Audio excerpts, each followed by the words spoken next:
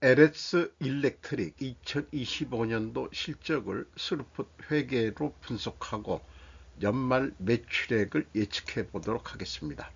매출은 11.4% 증가했고 영업이익은 12.8% 증가했습니다. 포괄 가공비 배부 재고자산은 3.2회 전이고 PBR은 12.83으로 매우 높은 상태입니다. 현금 흐름 기준 전체 재고자산 회계가 불투명한 게 나타났습니다. 구독, 좋아요 부탁드립니다. LS 일렉트리에 대한 개요가 되겠습니다. 본사는 경기도 안양시 동안구 LS로 127번지의 LS타워가 별도로 있네요. 홈페이지를 들어가 봤습니다. 그리고 LS 일렉트리는 사업 구분을 전력, 자동화, 금속, IT 부분으로 세분하고 있다고 소개를 하고 있고, 파워 솔루션 R&D 청주 센터, 천안 자동화 솔루션 R&D 센터 등의 사진을 홍보하고 있습니다. 이것은 그 안양 동안구에 있는 LS 타워 본사 건물이로 소개가 되어 있습니다. LS 일렉트릭을 통해서 계약 자산에 대한 것을 조금 더 소개를 하고자 합니다. 제가 계약 자산 증가액을 매출액으로 인정은 하면서 지금 분석을 하고 있는데요. 이런 생각을 해봤었습니다. 공시 매출 금액에서 미청구공사 또는 계약자산의 증감액을 빼야 되지 않느냐. 왜냐하면 아직 그 청구서가 발행이 안 된 건데 기간에 걸쳐 발생하는 수익이라고 해서 IFRS가 인정을 하는 거기 때문에 그렇게 되지만은 이것은 그대로 인정을 하고 분석을 할 때는 어떻게 하는 거냐. 계약자산을 저는 포괄 제공으로 인식을 해서 지금까지 스르크 분석을 했는데 한번 테스트 삼아서 실험 정신으로 그 미청구공사 그 계약자산 증가액을 2025년도에 증가한 것을 매출에서 빼봐 가지고 요거만큼 매출 총이익이 줄어드는 거거든요. 7,439억 원 이렇게 되는데 계약자산을 회계 기준대로 기간에 걸쳐 발생하는 수익으로 인정을 부인하고 매출을 차감시켰는데 다 이것저것 그 하류 그 평가 지표들을 보니까 이게 좀 변칙 요소가 많이 그 변동이 돼 버려 가지고 기존에 했던 방식이 더 바른 방식인 것 같다. 결론은 매출액은 불변상수로 하자라고 다시 결론을 냈습니다. 이런 것들을 이제 머릿속에 심리적으로는 이렇게 갈등 구조들을 만들 수 있는데요. 이런 것들도 한번 우리는 논리적으로 좀 자신의 어떤 그 갈등들을 해결할 때 이런 갈등 해소도를 한번 작성해 보시면은 좋지 않을까 또 소개를 드려봅니다. 실질적 경영성과 분석을 위하여는 필요 조건으로 설명하겠습니다. 반드시 미청구공사 포괄 제공으로 인식을 해야 한다. 미청구공사를 포괄 제공으로 인식하기 위하여는 반드시 매출액은 인정되어야 한다. 한편 실질적 경영성과 분석을 위하여는 미실현 수익을 부인하여야 한다. 미실현 수익을 부인하기 위하여는 매출액에서 빼야 된다. 반드시. 요 위의 비리는 매출액 자체를 부인하면 평가 기준점이 흔들리기 때문이다. 그렇게 제가 좀 이유를 설명하고요. CD에 대해서는 매출액이 왜곡되기 때문이다. 이렇게 좀 갈등 구조들을 해봤습니다. 그래서 이런 생각들을 통해서 결국 매출액을 인정하는 것으로 결론을 냈습니다. IFRS 1115 회계 기준은 기간에 걸쳐 발생하는 수익이란 것이다. 주로 수주 산업에서 장기간에 걸쳐 공사가 진행됨으로써 공사비는 집행이 되었는데 매출 청구를 못한 상태에서 대부분 적자가 될 확률이 높기 때문이다. 그러나 이는 단편적인 생각이라고 본다.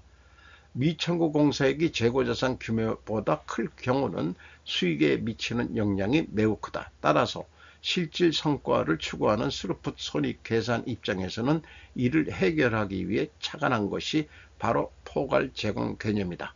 공사 계약상 계약금과 기성고에 의한 청구분은 매출로 인식해야 타당할 것이다. 일반적으로 계약금 수수는 손수금이 일반적이고 기성고를 청구했을 때, 즉 세금계산서가 발행되었을 때 매출로 대체된다고 보여진다. 외국과의 거래는 인보이스가 발행이 되면 세금계산서 발행과 마찬가지로 인식을 하고 있습니다. 이 모든 것이 원가회계를 기반으로 하기 때문에 만든 회계 기준이다. 스루풋 손익은 원가회계 자체를 무효 데이터로 보기 때문에 이런 생각들을 정리를 좀 해봤습니다. 먼저 주가를 말씀드리면 85만 7천 원으로 1년 전보다 무려 339.3%가 상승했습니다. 그러나 경영성적으로 봤을 때 제가 만든 임팩트 1 나누기 BPS 지수로는 8.6이 하락했습니다. 제 개인적인 견해로는 너무 올라도 너무 올랐다, 그렇게 생각을 합니다. PBR은 12.83으로 953%가 증가했습니다. 5% 이상 주주는 주식회사 LS가 48.46%, 국민연금공단이 9.38%, 외국인이 22.2군데 검색 당시에 JP모건, 골드만삭스, UBS가 나타납니다. 먼저 스루풋 회계 손익으로서 매출이 3조 4,627억 원을 달성해서 전년보다 11.4% 증가했는데 매출에 비례하는 매출 재료비는 11.5%, 0.1% 약간 상승했습니다. 여기서 플러스 0.1%이기 때문에 원재료 가격이 상승했다라고 1차 추론을 해봅니다. 스루풋율은 43%로 0.1% 하락했습니다. 운영경비는 1조 1,714억 원으로 10.8% 크게 상승했습니다. 그 결과 TOE 생산성은 1.27로 전년과 동일하고 영업이익은 3,175억 원으로서 원가회계 영업이익보다 446억 8,800만 원이 적은 수치인데, 이것은 포괄 가공비 배부 재고자산이 증가했기 때문이다. 3년 연속 계약자산이 지속적으로 늘어나고 있다고 보여집니다. 그러니까 수주가 잘 됐다, 이렇게 얘기는 하겠죠. 스루풋율은 9.2%로서 0.1% 상승했습니다. 원가회계 손익입니다. 매출 원가가 11.8% 더 높게 증가했는데 매출 원가율이 그래서 좀 증가했죠. 그래서 매출 총이익은 9.8% 증가에 그쳤는데 영업이익은 15.8% 증가로 산출이 됩니다. 재고자산 내역입니다. 제품, 제공품, 반제품 633억 원으로서 전년도보다도 115억 원을 줄였습니다. 요거는 잘 했는데 매출이 증가함에도 계약자산은 7,873억 원으로 전년보다 1,746억 원이 크게 증가했습니다. 그리고 매출 증가율하고 비교해보면 2024년은 3% 증가했는데 재고를 포괄 가공비 배부 재고자산을 20% 증가시켰고, 그 다음에 올해 2025년도는 11% 증가했는데 24%를 증가시켰습니다. 매출 증가율보다 더 높게 증가하는 것은 저는 바람직하지 않다고 인식하고 있습니다. 비용의 성격적 분류 분석 내용입니다. 재고자산의 변동이 플러스 115억 5,800만원, 재고가 감소했다는 뜻이고요. 원재료 사용액이 1조 9,175억 원, AB를 더한 MC 매출원가 재료비는 1조 9,290억 원으로서 10.9% 증가했습니다.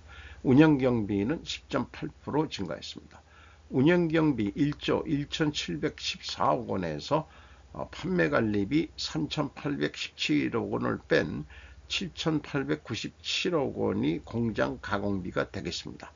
가공 비율은 27.4%, 재료 비율은 72.6%로 여기서는 0.2% 재료 비율이 하락했습니다. 원재료 가격 하락 2차 추론을 하는데 1차 추론과는 모순이 됩니다. 이런 것들이 계약자산 때문에 영향이라고 생각을 판단하고 있습니다. 재고자산 증감 내역에 비교로 했을 때 계약자산의 증감액을 가감하면 일치를 하는데 2023년도는 6억 8,200만원 차이가 있습니다만은 이것이 무엇인지는 추적할 단서를 찾지는 못했습니다. PQ 총 제조비용도 동일한 금액으로 차이가 나고 계약자산 증감액을 차감해 주면은 1단계하고 동일한 금액으로 차이가 나겠습니다. 2025년, 2024년도는 일치한다고 봅니다. 이까지도 단수 차이로 인식을 합니다. 현금 흐름 기준 전체 재고자산의 증감액 검증입니다. 현금식으로 읽어보면은 2025년도 현금이 256억 7,500만원 나갔는데 재고가 263억 4,200만원, 6억 6,700만원이 더 증가했습니다. 그런데 재고자산 평가손실 환입을 잡은 게 있어요. 그러면 그 차이가 35억 7,900만원까지 차이가 납니다. 3년 연속 이렇게 차이가 난다는 것은 뭔가 좀 불투명하다, 이렇게 볼 수 있겠습니다. 또 이 금액이 무엇인지 구체적으로 추측할 단서 역시 찾을 수가 없습니다. 보통 재고자산 평가손실으로 맞는데 다른 특별 원인이 있을 수 있는데 그 특별 원인이 뭔지는 사업보고서상으로는 전혀 알 수가 없다는 얘기죠. 이런 경우는 결국 안 맞으면 불투명하다라고 얘기할 수밖에 없습니다. 원가 회계하고 영업이익 차이 446억 8,800만 원은 그 포괄 가공비 배부 재고자산 증가액에서 가공 비율을 곱하면은 검증이 되겠습니다. 주요 운영 경비로서 인건비가 3,904억 원이 집행이 돼서 7.9% 증가했고 직원 수는 3,482명으로 110명이 증원이 됐습니다. 2024년도에는 168명이 증원이 됐고요. 2025년도 평균 임금은 1억 1,210만 원이 되겠고 4.5% 상승을 했습니다. 지급 수수료가 21.2% 증가했고 운반비가 32.3% 증가했습니다. 경영평가지표로서 포괄 가공비 배부 재고자산 회전율이 3.2회전으로 떨어졌고 스루풋률은 0.05%가 하락했습니다. 동일 방향이면 일단 투명하게 가정을 하고요. 그 다음에 투하자본 이익률 10.8%로 0.3% 하락했고 총 자산회전율 죄송합니다. 0.87로서 규모에 비해서 그 실질적으로 매출은 증가하더라도 자신의 역량을 그만큼 발휘하는 게 낮아졌다고 보겠습니다.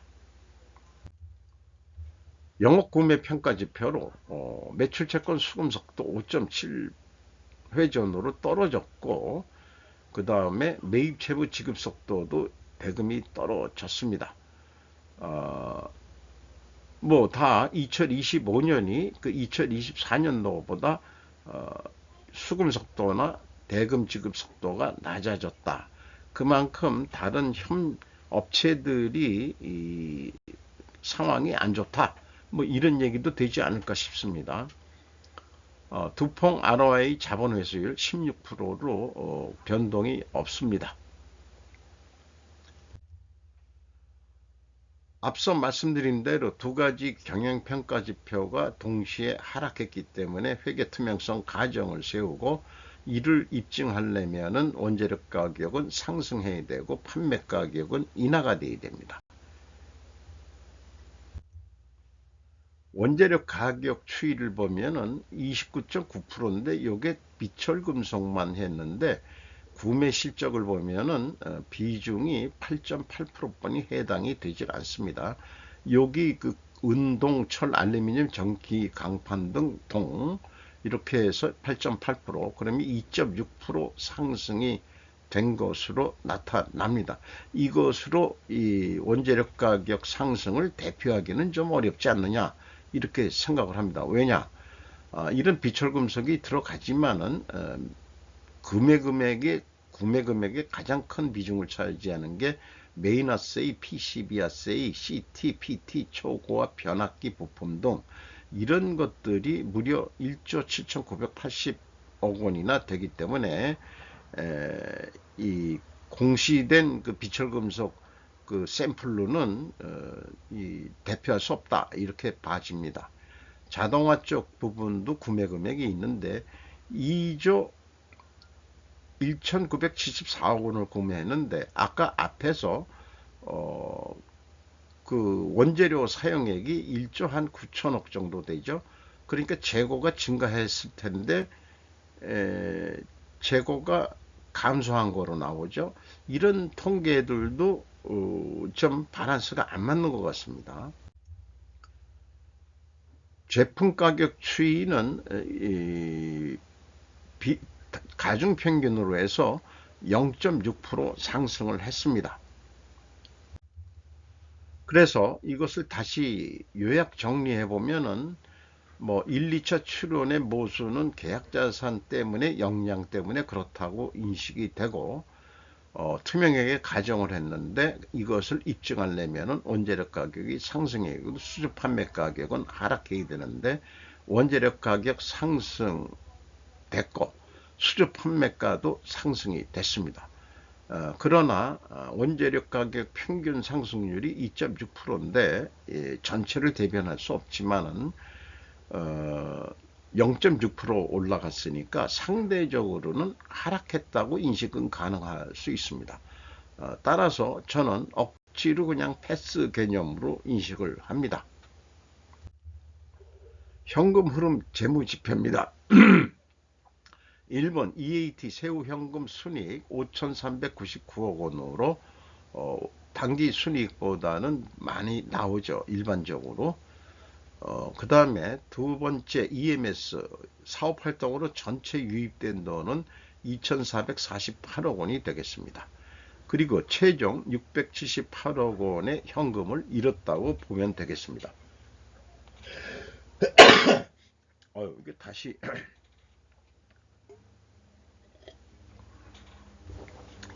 환절기에 조심해야죠.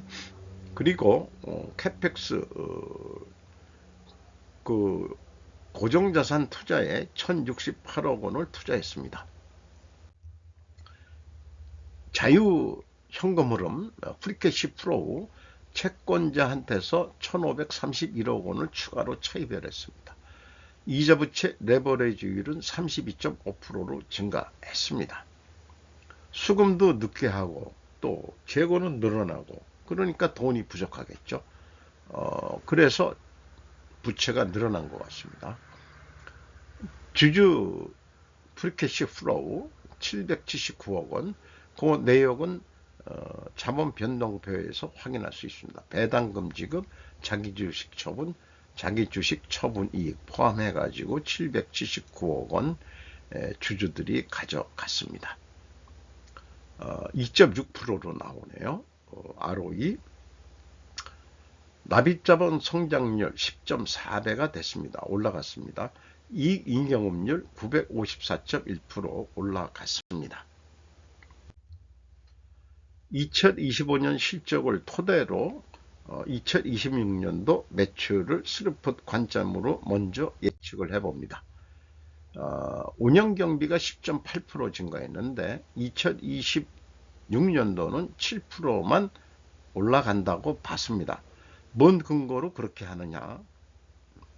이거는 솔직히 뭐 직관이고 저기 그냥 이 시뮬레이션으로 보시면 되겠습니다. 영업이익이 12.8% 증가했는데 10%만 증가한다. 2026년도 뭐 이란 전쟁 등의 영향 등으로 뭐 다 안 좋을 거 아니냐, 이렇게. 미국의 뭐 중전기 그 수요가 많아서 뭐 보너스도 많이 받고 뭐 그렇게 다는 뉴스도 봤는데, 에, 뭐 자관 전반적으로 그렇게 한번 해봤습니다. 요걸 목표로 했을 때 스르프율로 나누면은 3조 7,272억 원 할 것 같고, 그러면 매출이 7.6% 증가하는데, 스르폿은 매출에 비례하는 매출 재료비니까 동일하게 매출 재료비를 1 더하기 7.6% 해서 재료 비율로 나누면은 동일한 금액을 예측해 낼 수 있겠습니다. 그래서 요거를 뭔가 전기 기기자 한 개의 비율을 해보면은요, 372만 원에 팔면은 34만 1,900원이 남는다. 그 욕심이 안 찬다. 3.2회전 실적인데 포괄 가공비 배부 재고 자산을 3.3회전 3.2%더 노력을 했을 때 판매 단가는 384만 7,900원까지 올라가고 운영 경비가 다소 증가하더라도 영업이익은 38만 7,500원까지 올라갈 수 있다. 이렇게 예측을 해볼 수 있겠습니다. 원가 회계상으로는 매출 증가율만큼 생산도 더한다고 봤고요. 가공 비율 4.7% 비율대로 해봤습니다. 판매 관리 비율은 2.3%니까 더하면 아까 7%가 올라간다고 제가 봤죠. 그래서 재고가 감소했을 때는 총 제조 비용보다 매출 원가가 증가해 버립니다. 300만 원으로. 재고가 증가했을 때는 270만 원으로 매출 원가가 감소해 버립니다. 그래서 동일한 목표액을 이루기 위해서는 재고가 감소했을 때는 비싸게 팔아야 되고, 재고가 증가했을 때는 좀 싸게 팔아도 된다. 거의 30만 원 차이가 납니다. 큰 차이죠. 그러면 영업 입장에서는 어떻게 견적서를 제출할 거냐?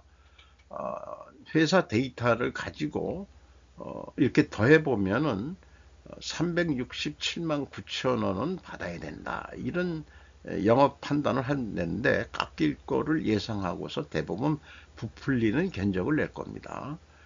375만 원에. 그런데 스루풋은 372만 원이면 충분하다라고 됐기 때문에 뭐 3만 원 차이. 그러나 이게 전체 매출로 보면은 300억 차이가 나는 거죠. 그 300억을 못한다. 자, 어쨌든 이렇게 되는데 성에 안 차니까 좀 노력을 해서 더 팔아봐라. 더 생산은 안 하고 있는 재고 빨리 그 출하를 시켜서 매출 인식을 해라. 아까 그 계약 자산도 있고 등등. 그렇게 하면은 영업이익은 28만 9천 원까지 올라가는데 노력한 만큼 크게 이 영업이익이 그렇게 증가하지는 않습니다. 자, 지금 그것을 최종적으로 비교를 해보면은 372만 원에 팔았을 때는 스루프 영업이익은 34만 1,900원, 재고가 감소했을 때 코스트 원가에게는 73,500원 더 적고, 재고가 증가했을 때는 스루프보다도 26만 6천 원이나 더 이익이 나는 거로 되니까 이 원가 회계에는 그 재고를 증가시키려고 계속 마녀같이 유혹을 하는 거죠. 어쨌든 그러면은 생산을 중단하고 더 매출을 해라. 재고를 출고를 시켜라.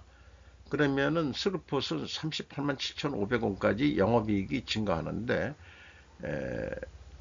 물론 이 추가 판매했을 때 영업이익이 증가합니다만은 원가 회계보다는 이익이 이제는 줄어들어 버립니다. 왜냐?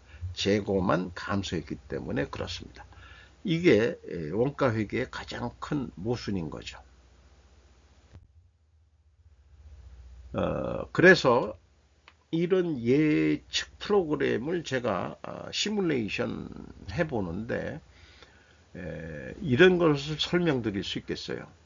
원가 회계 손익과 스루풋 회계 손익 차이가 매우 큰 경우 원인은 가공비 배부 재고 자산의 증감액이 매우 커지고 그 다음에 또 두 번째로는 가공 비율이 높을 때 큰 차이가 납니다. 두 번째, 가공비 배부 재고 자산 회전율을 올려야 할 이유, 제가 자화전자를 한 게 있는데 가공비 회전율을 올렸을 때가 스루풋이 가장 높게 나왔습니다. 또 원가 회계가 더 이상 필요 없는 이유, 특히 다품종 소량 업체제일 경우는 더더욱 LS 일렉트릭도 여기에 해당한다고 보겠어요. 이걸 충분 조건으로 설명하면은 만약 가공비 배부 재고 자산 회전율이 연간 52회전을 한다면, 즉 일주일에 한 번 회전한다면, 그러면 원가 회계 손익과 스루풋 회계 손익의 차이는 극히 좁아진다. 따라서 원가 회계를 힘들게 굳이 할 필요가 없다. 왜냐하면 스루풋은 매출액에서 매출에 비례하는 재료비만 빼면 되긴 그런 단순한 산수이기 때문이다 라고 말씀드릴 수 있겠습니다. 이 because는 제가 추가를 한 거고요. 요 if then은 슈라겐하임이라고 그 전산 프로그램을 만드는 전문가가 이런 얘기를 했습니다. 이 사람도 역시 유대인이기도 합니다. HMG도 상당히 제조업체로서는 완성차 입장에서는 회전율이 높은 편입니다. 굳이 원가 회계를 할 필요가 없다고 말씀드립니다. 물론 전 제조업이 다 그렇습니다만은 미국 정부와 기업들이 핵심 공급망 부품을 중국에 의존하게 된 것을 엄청난 실수라고 JP 모간의 다이먼 회장이 얘기를 했습니다. 그런데 그 뒤에 또 배경에 로스차일드 여사가 있죠. 2025년 15년 세라톤 워커힐에 와가지고 ESG 하라고 하고 그때 포용적 자본주의를 말했었는데 2023년도에 와서 이분이 쓰레기통에 버려야 될 것 같다. 뭐냐? 그린워시가 돼가지고 안 되겠다. 그러면은 이런 분이 영향력이 엄청난 실수를 유도한 것은 글로벌 금융 세력이 아니었냐라고 제가 얘기를 하고 싶습니다. 중국의 개방의 주범은 월가 골드만삭스가 대표적이죠. 이제는 원가 회계부터 쓰레기통에 버리고 미국으로 들어오는 기업부터 대출 지원해 주겠다고 전환하라. 중국의 지도자들을 공돌이 출신들이 맡게 했다. C가 최종 심벌이다. 기대와 다른 편차를 보면서 이제 실수를 깨닫고 이제 빠져나오면서 한국과 일본 주식시장에 베팅하고 있는 것으로 보입니다. 미국의 공장 투자를 강조하면서 또한 미국, 이스라엘, 이란 전쟁의 최종 공략지는 중국이다라고 이렇게 정리를 해보게 됩니다. 오늘도 좋은 하루 되시기 바랍니다.